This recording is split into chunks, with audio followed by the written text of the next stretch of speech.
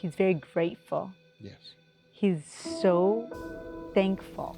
He just sees everything in like a new light. There's just a change about him. It's really amazing because he's Malachi, but he's so much more than Malachi. It's so hard to even explain it. Congratulations. Thank you. Tomorrow's graduation day. Yes.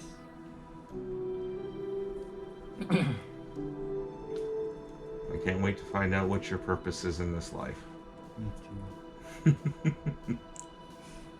I really can't wait.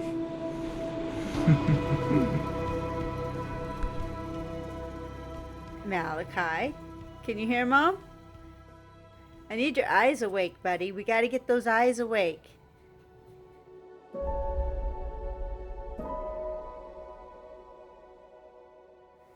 All we knew at the very beginning is he had an accident in St. Louis. At that time, he was not breathing and he had no pulse when they found him. We spent, I think it was 13 or so days in ICU. He had a traumatic brain injury called a diffuse axonal injury, and it was severe. So I said, well, you know, he's as good as we're gonna get him, so you're gonna have to take him to a rehab now.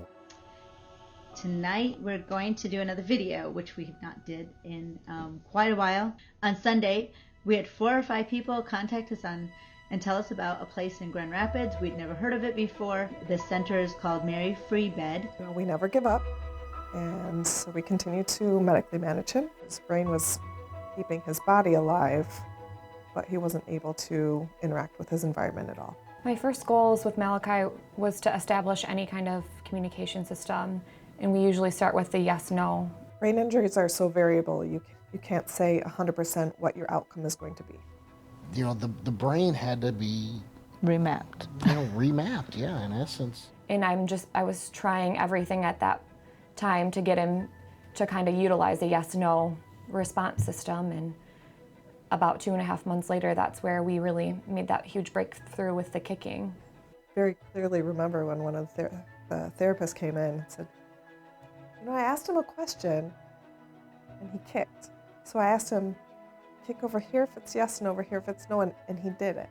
We had the idea that maybe we would utilize a yes/no communication system and place it in front of his legs, which is kind of the first modality that started to wake up. He started kicking a lot and being able to push up first. Now can you kick the star? That rejuvenated us and gave us some more hope, you know. And I think that's the biggest thing we felt here at Mary Free Bed, is that there's hope that you're not going to be what you were when you came. Better than yesterday. Every week we were seeing progress, and we build off of that, and with each week we add new goals and continue to work with them on their recovery and get them as far as they can get and as independent as possible before return home. He's come a long ways. And without, you know, Mary Free Bed thinking and constantly challenging, you know, him to be able to do and see those things, I don't know where he'd be. He looks at everything like, almost like, you know, with that child expectancy, and he's so excited. And I've got a son, you know, where if what they had predicted, you know, it is my son, and he knows who I am, and he's in there and coming out with full force.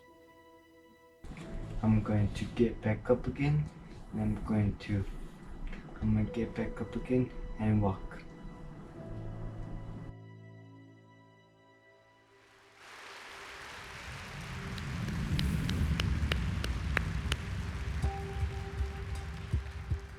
How would you like to see that guy walk on stage?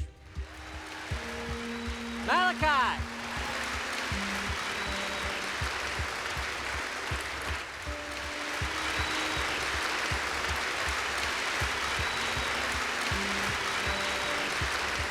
We wanted what was absolutely the best possible chance to have him back. See those words, you know, hope and freedom and inspiration. Everybody that was in touch with my son, it was their mantra. And that they just had such a passion and a love, and they communicated that through everything they did. There wasn't a day that we didn't believe, because of the hope and the inspiration that was provided at Mary Free Bed.